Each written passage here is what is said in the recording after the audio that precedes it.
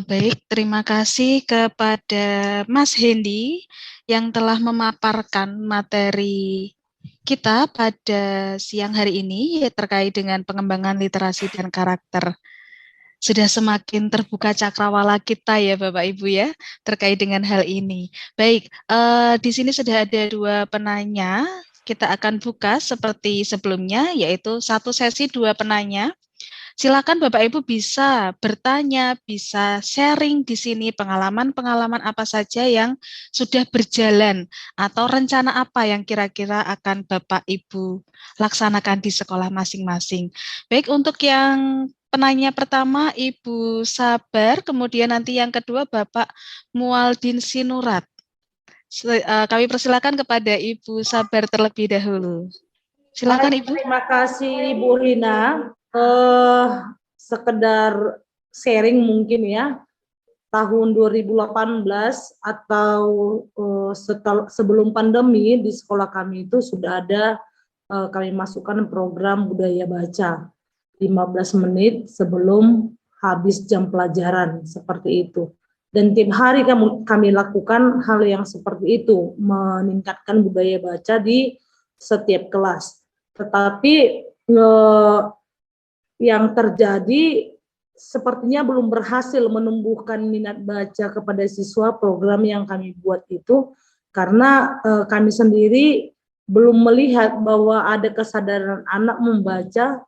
Jadi situasi itu adalah mereka membaca saat ada jadwal itu. Kalau namun kesadarannya dari dirinya sendiri tidak ada seperti itu kan. Jadi pertanyaan kami, bagaimana cara dan strategi mungkin Bapak Ibu guru yang dari Pangudi Luhur atau siapa kita yang ada di sini, bagaimanalah cara dan strategi sekolah untuk mengatasi ini atau mengoptimalkanlah supaya tadi seperti yang dikatakan Pak Hendy bahwa kita peringkat ke 60 dari 61. Kenyataannya memang seperti itu dan kita tidak bisa memungkiri bahwa yang terjadi di daerah kami seperti itu. Terima kasih, Bu. Baik, terima kasih Ibu Sabar. Kita tampung terlebih dahulu pertanyaannya. Kemudian Bapak Mualdin, kami persilakan. Ya, terima kasih Bu Rina. Mohon konfirmasi suara bisa kedengaran jelas? Sudah jelas sekali. Jelas ya. Bapak. Baik, terima kasih atas kesempatannya. Selamat sore Pak Hendy. Selamat sore Frater, Bruder, Suster, Pastor, Bapak Ibu, peserta diklat POP Ismaya ini. Satu kebanggaan bagi kami ketika mendapatkan kesempatan ikut bersama dengan semua peserta yang hadir di sini. Satu hal yang mungkin menjadi perhatian kita betul, yaitu mengenai karakter dan literasi.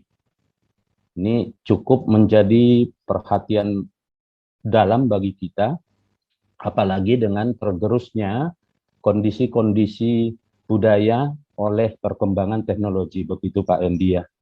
Saya pikir digitalisasi ini sangat mempengaruhi berbagai infrastruktur dan juga aspek-aspek kehidupan kita. Di para generasi kita yang selalu diuji lewat visa mengenai tingkat literasi dan juga numerasi sampai di peringkat bawah. Nah, ini bisa saja kita menjadi acuan perhatian utama, makanya mungkin berdasar ini juga Pak Nadiem menggelontorkan program gerakan literasi dan juga AKM, ya, asesmen nasional. Nah, kalau saya melihat, ini mohon maaf agak sedikit, saya sharing sedikit ya, Pak Hendy, dengan juga suster para Bapak Ibu semuanya. Silakan. Pertama, saya mau menyoroti dulu mengenai pelaksanaan asesmen nasional yang baru kita laksanakan.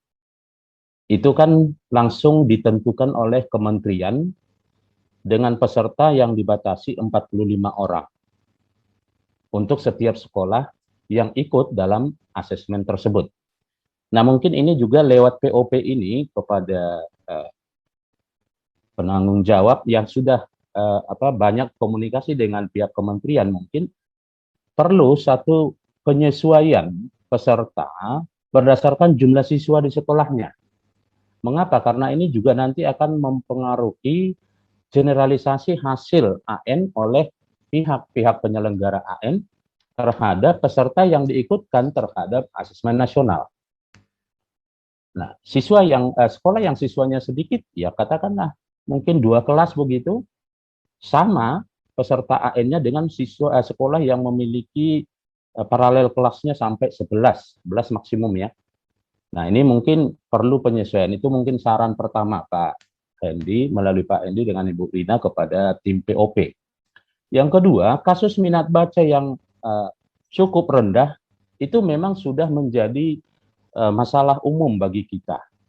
Tadi sendiri Pak Hendy mengatakan, jangankan siswa, guru pun kalau ditanya berapa buku yang sudah dibaca dalam seminggu, mungkin enggan menjawab karena jawabannya mungkin tidak bisa direalkan apakah 1 atau 2, kan begitu. Intinya literasi bagi guru dan siswa itu memang masih rendah dalam kasus hal pengembangan kapasitas. Contoh saja, ini Bapak Ibu, Suster, Bruder, Pater, kalau kita berikan satu soal yang memuat teks dalam bentuk nuansa AKM misalnya. Di sana ada soal teks. Sepanjang pengamatan kami ketika misalnya membuat soal seperti itu, siswa tidak membaca dengan baik teks itu, malas. Bahkan tidak mau. Dia langsung lari ke pertanyaan, padahal belum baca teks. Begitu juga mungkin dengan infografis. Nah, ini yang kami amati ketika AN kemarin, ya, mengawasi ketika AN. Nah, ini juga menunjukkan suatu kelemahan-kelemahan yang masih dimiliki oleh para siswa kita. Dan termasuk juga guru. Kalau guru disodori dengan berbagai bacaan, katakanlah permen, ketika ditanya, seberapa dalamkah permen itu dikuasai oleh guru? Pasti jawabannya mungkin akan enggan juga menjawab sekian persen karena apa? Ya tidak didalami, tidak dibaca dengan baik, tidak disimak, dan tidak dipahami. Ini menunjukkan tingkat literatnya sangat rendah juga. Ya. Nah, oleh karena itu mungkin muncul pertanyaan bagi kita, seperti pertanyaan Ibu, apa tadi yang pertama, Ibu Sabar ya, Ibu Sabar. Bagaimana sih kiat-kiat atau tips yang dilakukan oleh pangudi luhur dalam hal meningkatkan ini? Nah, namun secara sharing dulu saya sampaikan di sekolah kami, di SMP Putri Cahaya, mohon izin di sini ada kepala sekolah saya, Suster Ferdinanda atau Romana Pane, ya sebagai fasilitator yang hadir di sini. Saya izin menyampaikan sharing ini. Di Yayasan Seriamal semenjak 1 tahun terakhir ini mencoba melakukan satu terobosan untuk meningkatkan tingkat literasi siswa dan guru. Yang pertama, untuk ujian, guru itu sudah diberikan kesempatan untuk menuangkan soal-soal dengan proporsi tertentu, dengan soal yang bernuansa AKM. Ya, bernuansa AKM. Artinya dengan cara itu akan semakin diperkenalkan dan mulai dibudayakan kepada siswa untuk mengikuti dan mengenal soal AKM itu. Nah, di samping itu guru sudah dibekali dengan pembekalan AKM ya, dengan workshop, juga dengan pembelajaran berbasis HOTS. Di mana dalam pembelajaran berbasis HOTS itu guru sudah dilatih ataupun dikembangkan kompetensinya bagaimana merancang model-model pembelajaran yang mengarahkan siswa itu mampu berpikir kritis, yaitu critical thinking, dengan terintegrasi di dalamnya literasi, numerasi, dan yang bermuara juga akan terbentuknya karakter siswa. Nah, selain itu, di yayasan kita juga sudah, khususnya di unit SMP Cahaya juga ya, sudah membuat dari semenjak lama sih ya, beberapa berpuluh tahun lalu, itu mentradisikan membaca menulis itu dengan mungkin di sekolah lain juga ada warta atau majalah sekolah untuk mengembangkan kreativitas membaca dan menulis siswa. Ini mungkin salah satu tips yang sudah kami lakukan. Juga ada semacam studi budaya, Pak Endi. Jadi studi budaya ini kita mau menggali budaya-budaya daerah.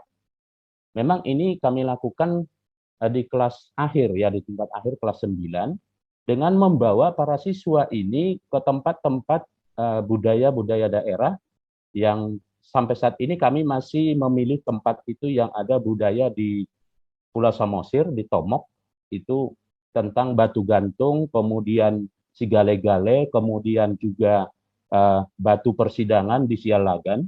Dan di sana mereka mendapatkan bagaimana cerita-cerita budaya ini terdahulu, ya, sehingga sekarang juga siswa itu mulai mengenal, ya, memahami apa sih Sigale-gale, bagaimana sih proses sempat diistilahkan ada orang Batak makan orang gitu di batu persidangan Sialagan.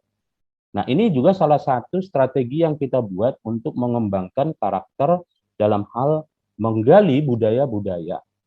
Nah, ini tentunya memang kita tidak masukkan secara rinci dalam kurikulum, tapi dalam program-program yang sudah masuk di dalam bagian dari kurikulum itu, ya, bagian dari ekstrakurikulernya. Nah, kemudian sekolah kita juga menerapkan KIR, pernah kita sudah coba melakukan satu riset, itu KIR, kelompok ilmiah remaja, yang kita fokuskan kepada literasi budaya dengan kearifan lokal.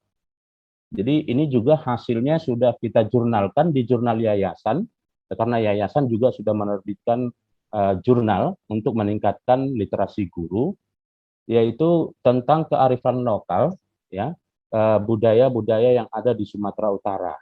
Siswa diberi kesempatan untuk menggali lewat literasi digital di internet dengan kita memberikan link. Jadi dibatasi, kita berikan link, mereka lalu mencari, membaca, kemudian menuangkan ide-ide yang dia baca terhadap tulisannya sendiri.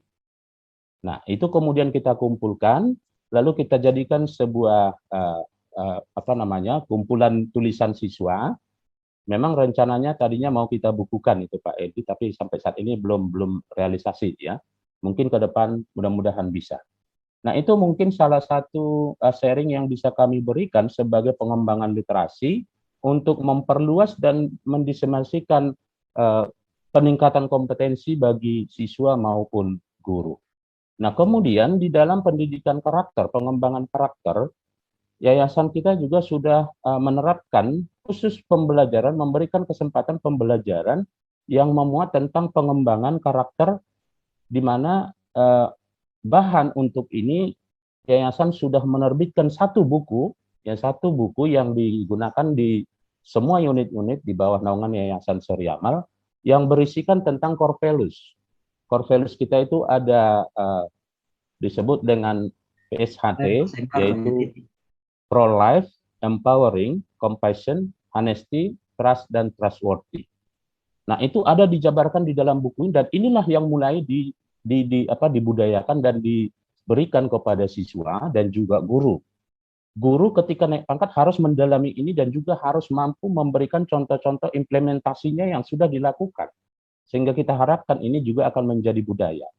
Dan kami garis bawahi ini Pak Hendy, di kurikulum 2021-2022, kebetulan saya bagian kurikulum, ini sudah kita muatkan di dalam kurikulum yang disahkan oleh Dinas Pendidikan, bahwa sekolah kita sudah mencanangkan dan memuat dan memberlakukan program ini, ya, tentang core values, dan di dalamnya juga ada visi dan misi. Nah, mungkin masukan ataupun mungkin peneguhan dari Mas Hendy nanti dengan juga teman-teman semua peserta ini, yang perlu kita soroti juga bagaimana tadi pengembangan kapasitas guru, ya, yang saya melihat sendiri tingkat motivasi guru dalam pengembangan kapasitas ini bukan hanya secara keseluruhan, termasuk juga sekolah-sekolah Katolik, yaitu rendahnya tingkat motivasi mengikuti pengembangan kapasitas. Contoh, Kemendikbud menyediakan program guru berbagi. Di sana banyak materi-materi, ya, yang ditampilkan.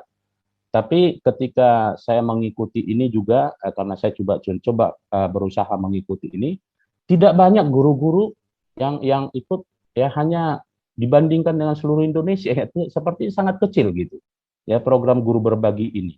Di sana ada berbagi RPP, berbagi best practice, berbagi pengalaman mengajar, ya, dan lain sebagainya, banyak sekali di sana. Tapi siapa yang mau dengan rela ke situ? Nah, jadi bersyukur dengan POP ini diingatkan kembali kapasitas guru dalam hal pengembangan kompetensi tadi, mungkin ini akan menjadi pendorong literasinya sehingga guru-guru kita akan menjadi guru literat.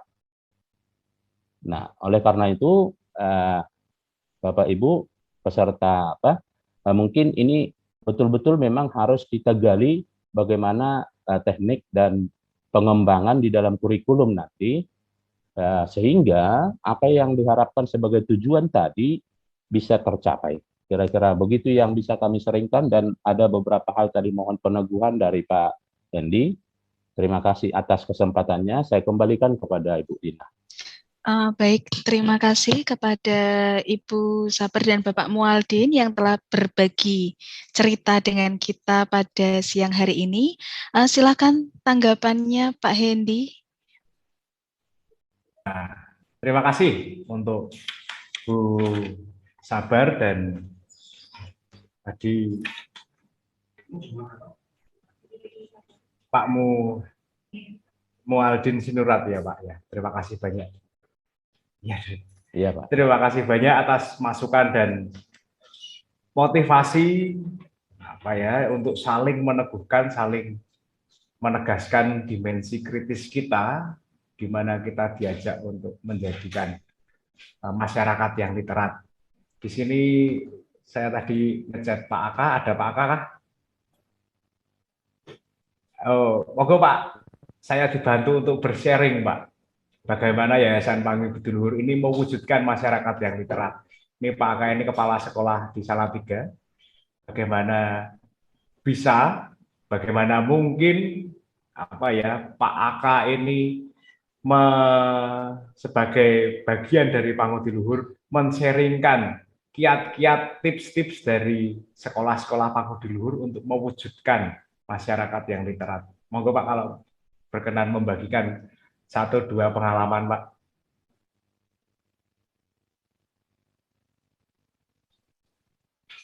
Terdengarkah?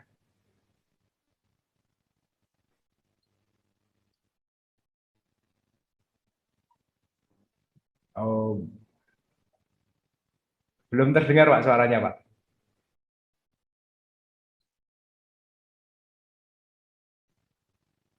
Di mute dulu. Nggak kedengaran. Iya, belum, sabar. Mengalami gangguan sinyal Pak. Belum ada suaranya Pak Aka. Ya, nanti kalau misalnya Pak Aka belum bisa karena gangguan sinyal, mungkin ada dari yang Pangudi Luhur yang lain, karena yang diminta adalah kiat-kiat dari Pangudi Luhur.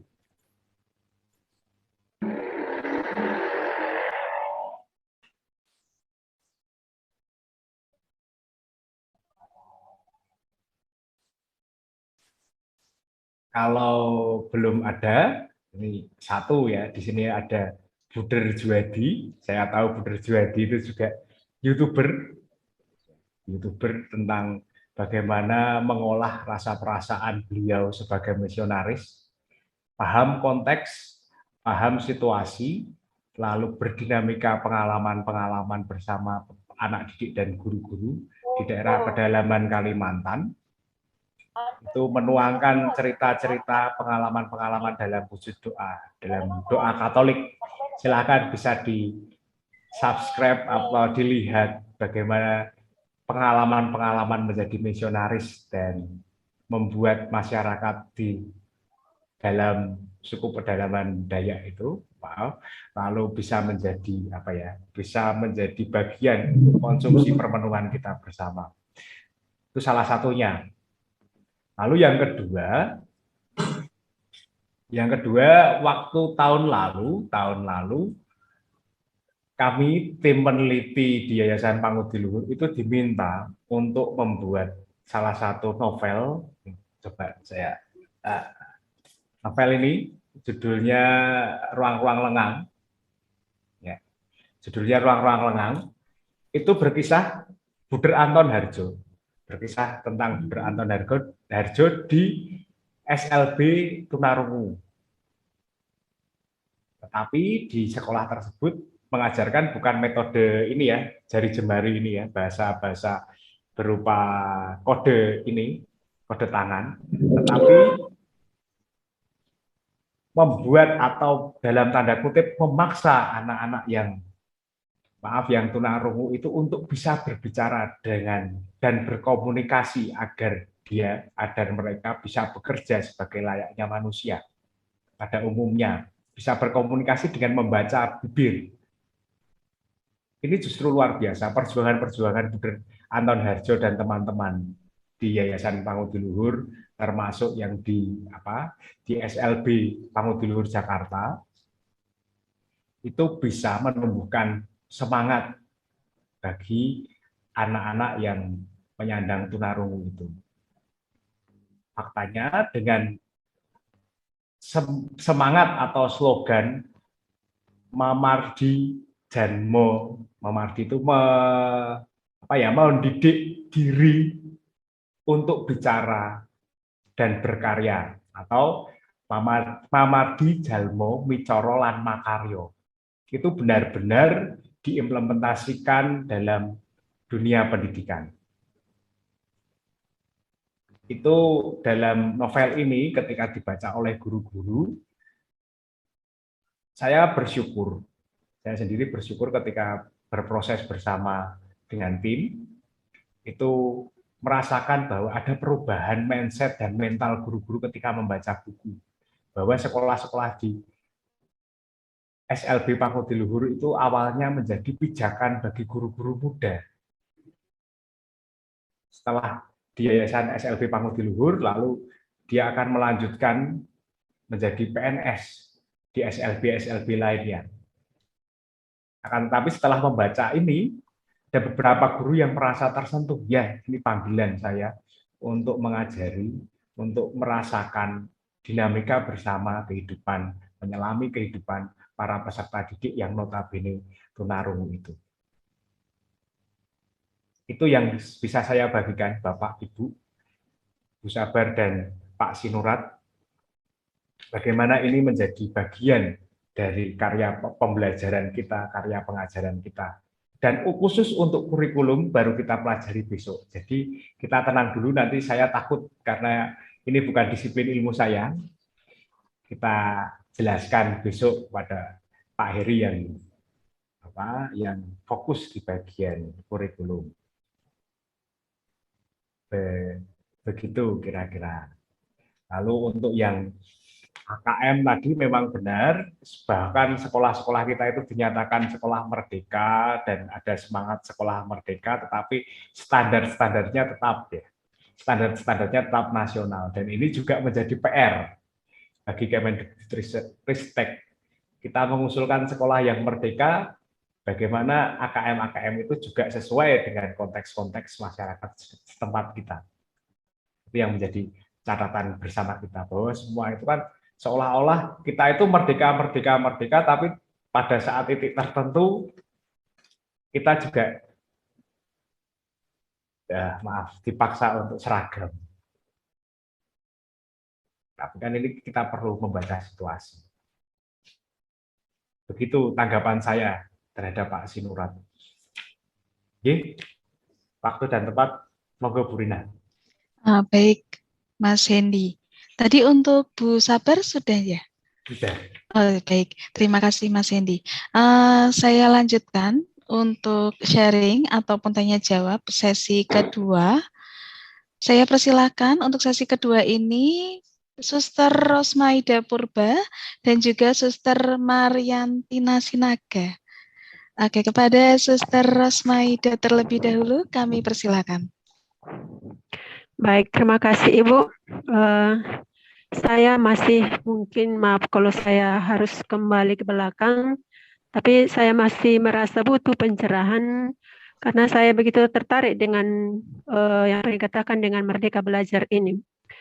Dari penyampaian materi sesi pertama tadi, ada yang sebenarnya perlu saya tanyakan, tapi belum ada kesempatan tadi. Jadi mohon maaf kalau saya tanyakan kembali, karena saya pikir ada kaitannya juga dengan sesi yang kedua ini. Saya berpikir bahwa rasa percaya diri memiliki kebebasan batin bagi seseorang itu memampukan dia untuk bisa dengan leluasa, terbuka, untuk berbicara, mengungkapkan apa yang dipikirkan, mencetuskan daya pikirnya, pengetahuannya kepada orang lain. Terutama kepada peserta didik, saya menemukan ketika saya misalkan mengajar ataupun ketika saya melakukan supervisi kepada Bapak Ibu guru di kelas untuk motivasi keterbukaan dari peserta didik itu untuk bertanya. Itu tidak semuanya, atau bahkan saya katakan mungkin hanya 50% yang mau bertanya begitu. Apakah merasa minder? Saya juga tidak tahu. Terkadang hanya untuk meminta suatu respon saja, pendapat, apakah sudah mengerti? Begitu, itu sulit. Bahkan kadang kita jumpai peserta didik harus dilihat dulu temannya, baru berani untuk tunjuk tangan begitu. Jadi rasa percaya diri itu sangat minim sekali. Dan kalau saya melihat bahwa tidak terlepas seperti yang dikatakan tadi itu dari keberadaan atau latar belakangnya dari keluarga. Bagaimana terbangun pribadi yang mandiri atau pribadi yang bebas dari keluarga. Dengan adanya pribadi yang bebas itu, saya pikir itu akan muncul juga di sekolah. Tetapi kalau ada pribadi yang tertekan, jadi di sekolah pun akan menjadi diam, tidak bisa mengungkapkan bahwa apakah dia tahu, apakah dia tidak tahu, atau mungkin untuk mengungkapkan pendapatnya, menurut saya begini. Itu sulit kita temukan. Jadi saya mungkin minta pencerahan atau bagaimana metode yang bisa kita bangun untuk bisa membantu anak ini dalam memiliki pribadi yang percaya diri begitu. Terkadang saya tadi berpikir ya mungkin perlu dibuat penyembuhan pada anak yang seperti ini. Terkadang kita temukan juga pribadi-pribadi yang aneh ya, aneh. Misalkan sudah dalam situasi yang teman-temannya sedih atau memprihatinkan, bahkan dia menjadi tertawa begitu. Jadi ada pribadi-pribadi yang aneh kita temukan di antara peserta didik kita. Itu yang pertama. Yang kedua, itu tentang membangun komitmen dari pelaku pendidikan. Saya katakanlah dulu untuk para Bapak Ibu guru, tadi memang sudah banyak dibahas juga. Tapi dari pengalaman saya, untuk berubah, menerima perubahan, untuk lebih maju, tidak serta-merta ada respon yang baik ya, yang tinggi begitu, bahwa saya ingin juga maju, begitu. Itu terlihat dalam bagaimana sikap dari Bapak Ibu guru itu untuk secara mandiri untuk membenahi, memperbaiki kompetensinya.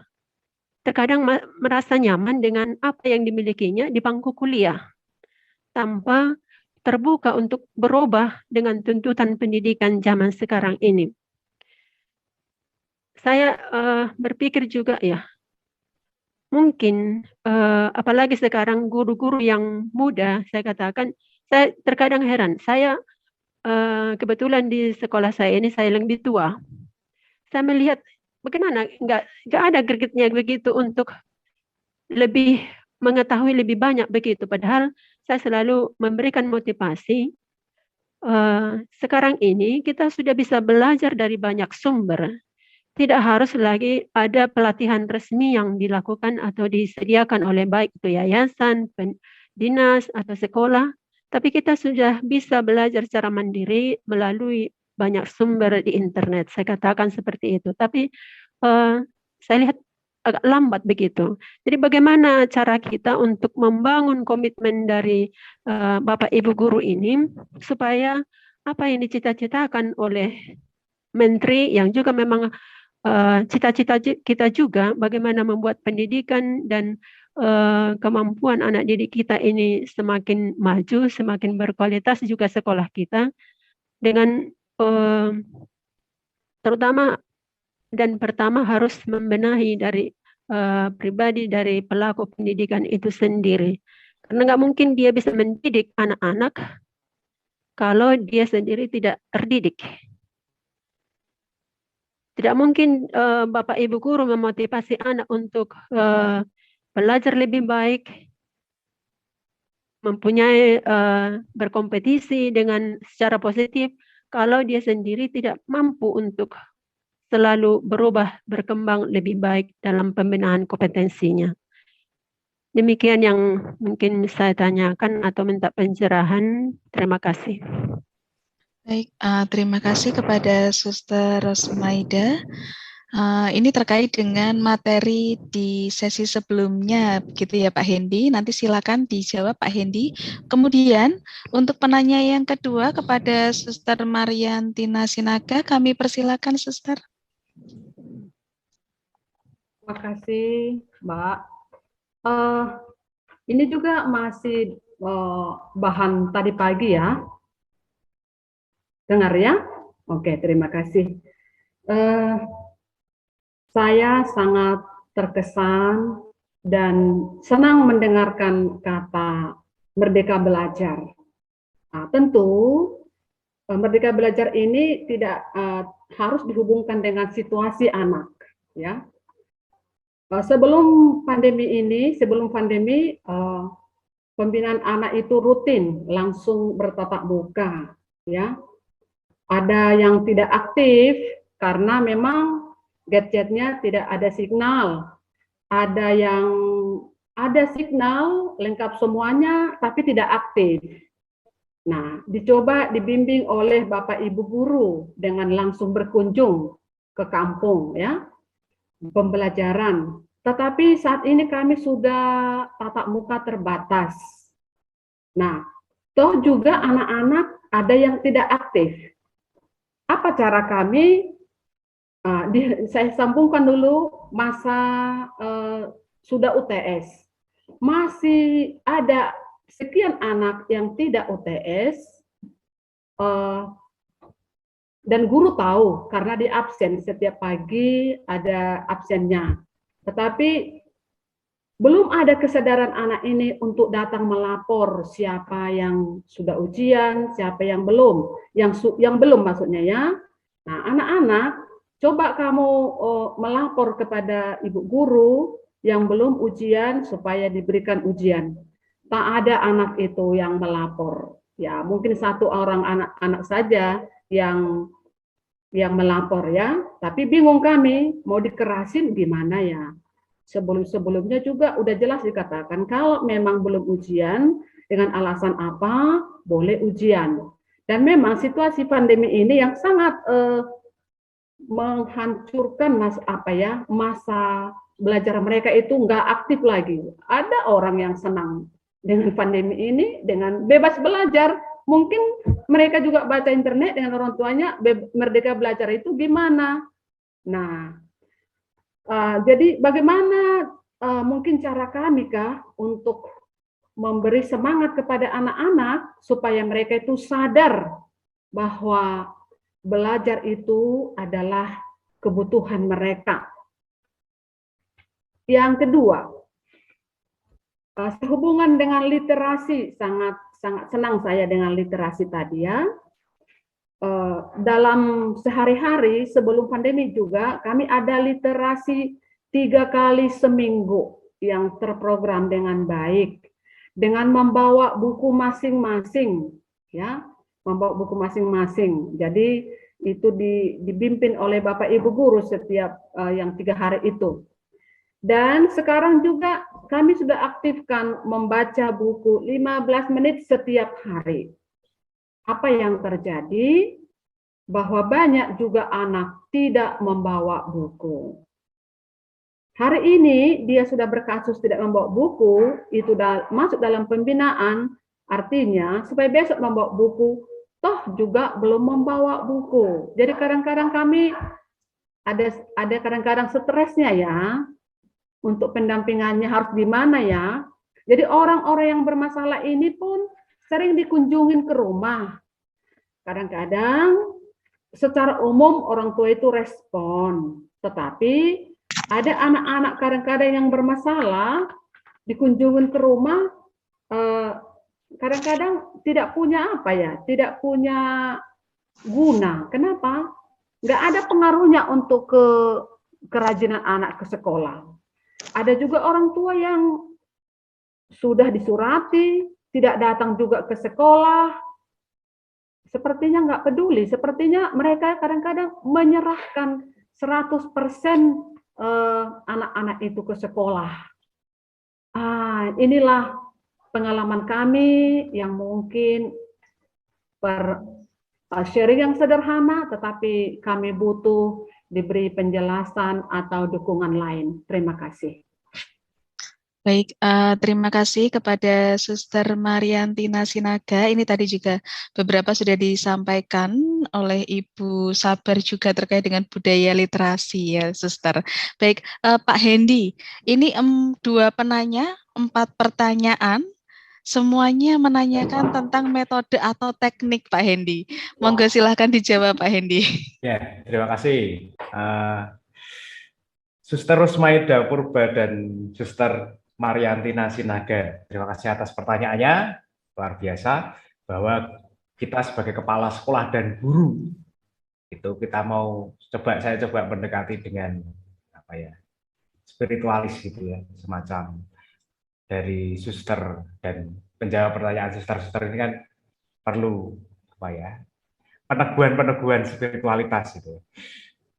Suster, ketika saya membaca bukunya Henry Nouwen, kita itu sadar, betul, kita itu sadar bahwa kita itu dipanggil sebagai wounded healer. Kita itu sebagai penyembuh yang terluka.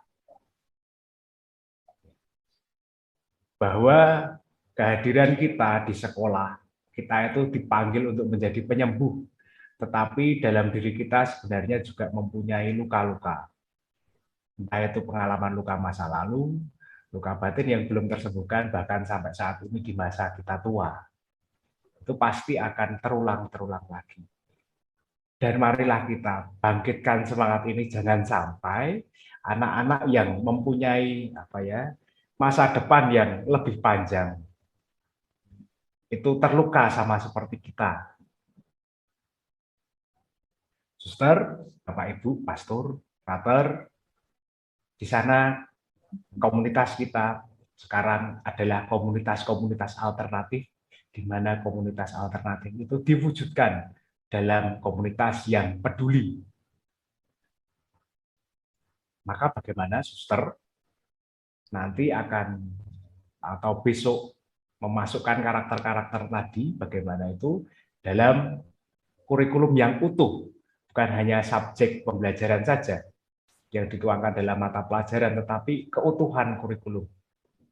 Itu bagaimana kita merancang semuanya itu besok. Saya hanya mencoba membuka cakrawala bahwa kita itu merupakan bagian dalam luka tadi. Kalau kita dipanggil untuk menyembuhkan luka, kita juga perlu tahu luka dari si anak itu. Maka dari itu tidak ada anak yang aneh, mungkin ya. Mungkin tidak ada anak yang aneh. Tapi adanya varian lain gitu saja. Bahwa yang aneh yang kita anggap sebagai aneh itu juga mempunyai keunggulan. Iyalah ada. Iya, sudah. Begini, saya akan bercerita lanjut lagi teman saya yang bernama Genjo itu. Teman SMA. Saya sungguh terpukau dan kagum. Secara emosi dia itu punya banyak teman, bagus sekali. Tetapi dalam sisi materi pembelajaran, dia itu kurang. Bisa dikatakan kurang karena pembelajaran dan dealer rapot ya. Pelajaran yang baik ada, tentunya ada. Bahasa Inggris dia itu luar biasa, tapi untuk yang ekstrak dan hafalan itu kurang. Tetapi Tapi waktu itu dia sangat suka, sangat getol dengan komputer. Dan saat di SMA ketika karya tulis, dia sudah membuat buku karya tulis itu tentang, judulnya aneh, judulnya Ampun Hacker. Dia sudah berani membobol hacker-hacker itu. Ya hacker-hacker itu bagaimana cara kerjanya, pola kerjanya, dan itu bebas.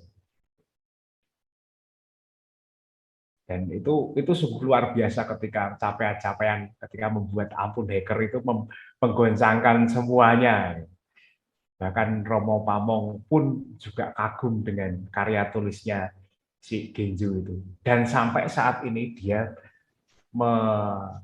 memang keluar dari seminari, terus menjadi agen dalam desain, luar biasa desainnya.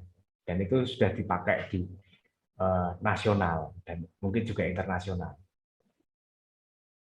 Itu.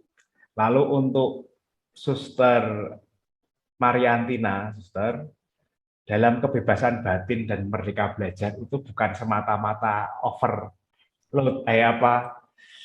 loss gitu ya, lost doll gitu ya dalam bahasanya itu. Tetapi dalam kacamata bukan semata-mata bebas-bebas yang bebas-bebas, tapi dalam kacamata moral pendidikan itu ada bebas dari dan bebas untuk.